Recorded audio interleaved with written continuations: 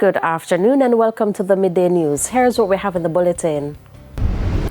Police following strong leads into Cassava Peace fatal shooting Wednesday night.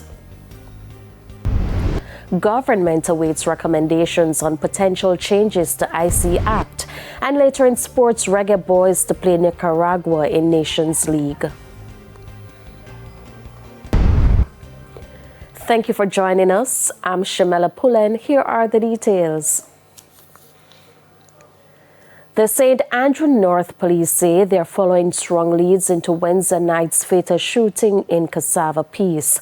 According to reports, at about 8 p.m., persons were playing dominoes at a bar when men alighted from a silver motor car and opened fire at them.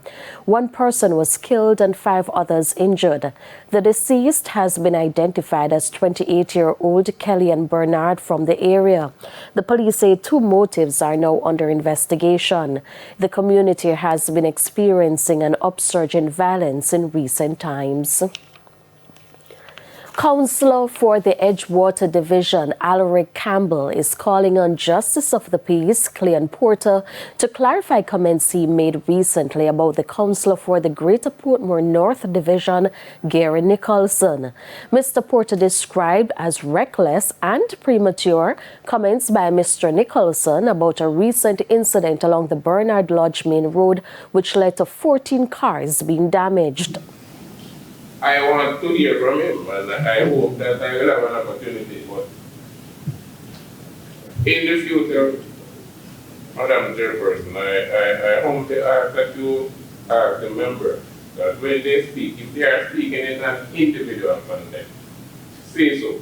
But it is distasteful to me to hear him, or having heard how he spoke, representing the Portmore Advisory Council, which, as I said earlier, should be working in tandem with the council. For his part, Portmore Mayor Leon Thomas called on the JP to further provide clarity on which group he was representing at the time of his comments, as the incident did not take place in the municipality. The boundary of this municipality is the I-95, and that is the Municipal Boulevard, and that drain that separate Caribbean Estate. So all of that take place outside of Portmore. So I'm wondering if he was speaking on behalf of the Portmore Advisory Council at the time. The Kingston and St. Andrew Municipal Corporation, KCMC, is taking a tough stance on companies owing millions in fees. The issue was raised at the latest Municipal Corporation meeting. At least 5 companies are currently delinquent and owe the Kingston and St. Andrew Municipal Corporation millions of dollars.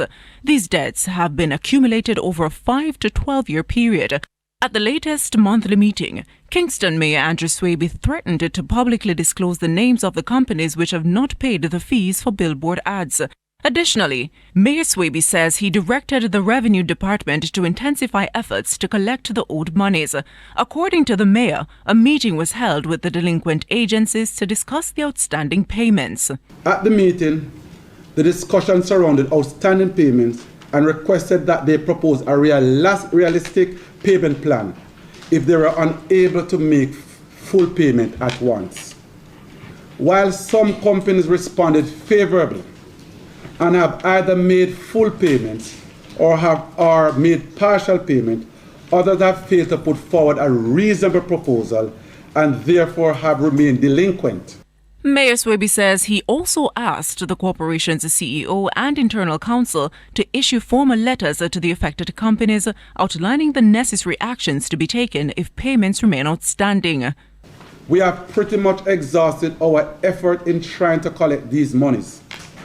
Councillors, as a form of moral suasion, we are prepared to make the names of these companies public.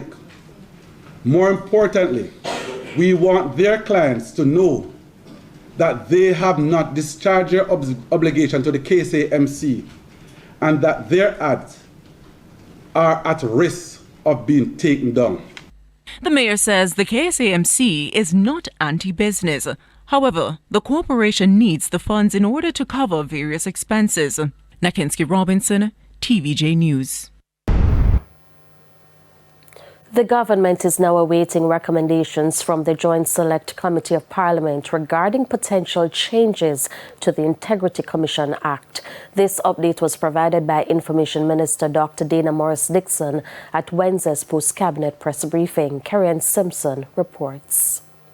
Prime Minister Andrew Holness recently sparked public debate by filing a lawsuit in the Supreme Court seeking a judicial review of the Integrity Commission's decisions regarding his financial affairs. Mr. Holness is challenging Section 14(5) of the Corruption Prevention Act, which deals with the disclosure of assets and earnings of public sector employees. The Prime Minister claims the Commission acted unfairly and aimed to embarrass him by questioning his statutory declaration. In an interesting turn, Information Minister Dr. Dana Morris-Dixon revealed that the Prime Minister's legal battle hasn't been discussed at Cabinet. I remind you, at post-Cabinet press briefing, where I tend to talk about what happened in Cabinet. We didn't have a conversation in relation to IC. We have not had that. But what I will note is that there is a Joint Select Committee that is established and that is reviewing the law.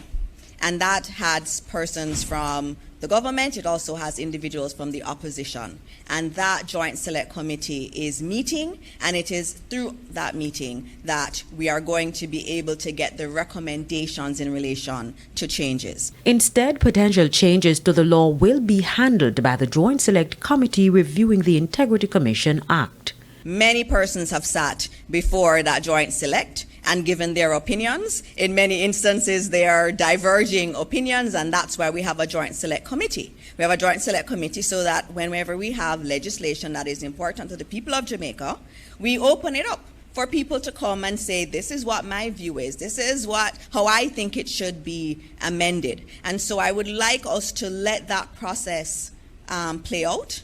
And in terms of the government, we believe that that is the right process through which we should review that legislation. Dr. Morris-Dixon says it's a process that must be followed. When those recommendations come, we can speak through what has been recommended by that Joint Select Committee. But right now, there is no articulated position of the government outside of we have a Joint Select Committee that is reviewing the legislation, and we are hearing the views of the public in relation to it. Karen Simpson, TVJ News. Prime Minister Andrew Holness handed over keys to new homeowners for the Perth Estate Phase 2 development project on Wednesday. Some 144 housing units and 301 service lots were delivered to the owners. Mr. Holness says the remaining lots will be delivered later. We are not just offering homes here, we are offering a lifestyle. So people will be able to have access to modern facilities such as schools, health centers, and proper police station, community centers. So this community will have all the facilities and amenities for a good lifestyle for the people who choose to reside here. This development includes 1,231 housing solutions, 458 two-bedroom units, and 773 service lots. Meanwhile, Mr. Holness says there is more to come. For example, the Mount Nelson development, which is to begin February 2025. And that will have 1,468 units available, and that will be at a cost of about $15.4 billion. My notes here say that it is at the OPM for Cabinet's consideration. So by the next Cabinet meeting, I will ensure that this is signed off so we can get rolling, so I can have a handover to another set of happy homeowners. 1,468 units to begin in February 2025. A motorist lost his leg in a bizarre incident in St. James yesterday. According to reports, the man pulled over to the side of the Rose Hall main road to examine his vehicle. A National Water Commission NWC water truck, which overtook another vehicle, slammed into the rear of the parked motor car. The impact resulted in the driver, who was examining his car, being severely injured. He was rushed to hospital, where it was discovered he lost his leg. It's time for a break. Stay with us. More stories when we return.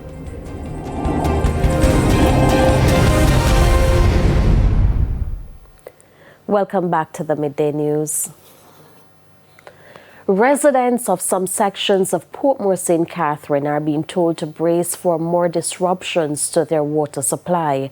This includes areas such as Garvamead, Bridgeview, Edgewater, Independence City, Armada Court, Westchester and Cumberland. Member of Parliament for Southeastern St. Catherine, Robert Miller, gave the update during the constituency debates.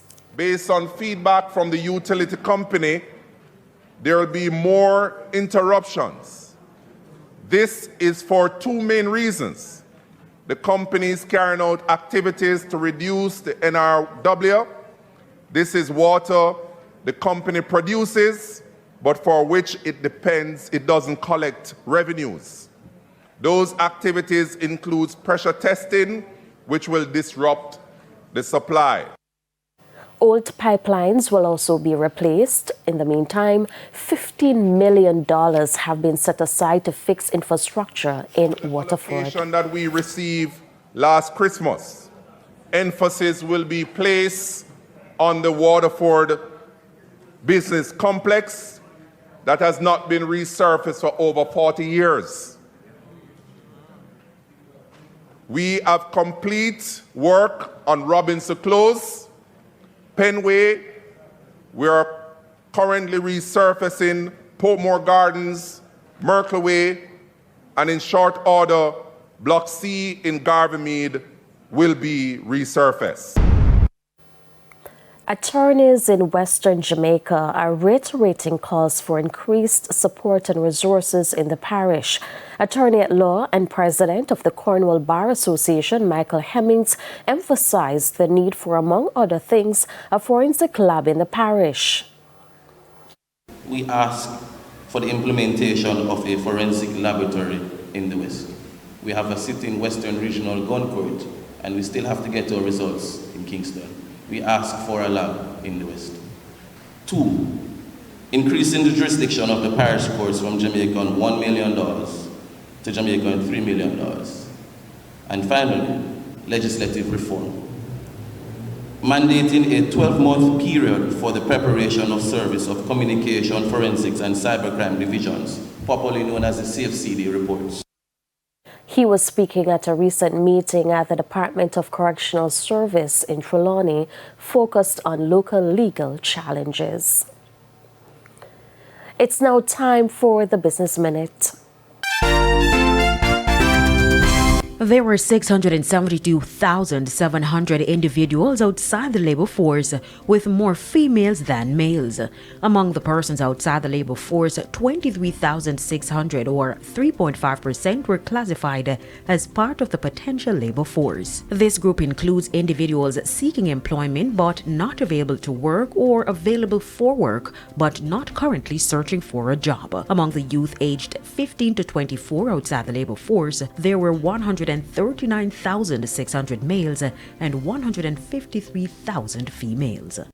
Further afield, nearly 2 million Honda and Acura vehicles in the United States are being affected by a steering issue. American Honda said the problem can cause abnormal steering noise. It can also lead to increased sticky steering and difficulty, which can increase your risk of having a crash. The recall affects 1.7 million 2022 through 2024 Acura and Honda vehicles. The automaker is offering a free repair of the defective part in the steering gearbox at authorized dealers. Owners will begin receiving mail notification on the issue in November. And that's it for the Business Minute. I'm Carrie Ann Simpson. Time now for the top regional and international stories. In the region, the Trinidad and Tobago Police Service TTPS rescued 11 Venezuelan women from alleged human trafficking in an operation in Conapia. 3 suspects, 2 men and 1 woman, were arrested in connection with the case. The victims are receiving support from the Immigration Department, while the TTPS emphasizes its commitment to combating human trafficking and encourages the public to report suspicious activities. On the international scene, U.S. President Joe Biden is urging former President Donald Trump to refrain from spreading false information about the federal response following the passage of Hurricane Milton. He detailed the extent of aid already in Florida. That includes thousands of federal personnel with 20 million meals and 40 million liters of water pre-positioned in areas where the storm was expected to hit. The president went on to slam Mr. Trump for what he described as lies surrounding response efforts from Milton and Hurricane Helene last month. And those were the top regional and international stories. I'm Nikinsky Robinson. We take another break. Sports is next.